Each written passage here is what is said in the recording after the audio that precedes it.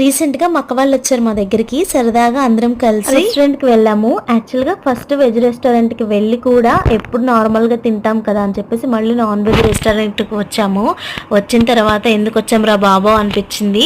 ఎందుకంటారా? చెప్తా తొందర ఎందుకు వినండి.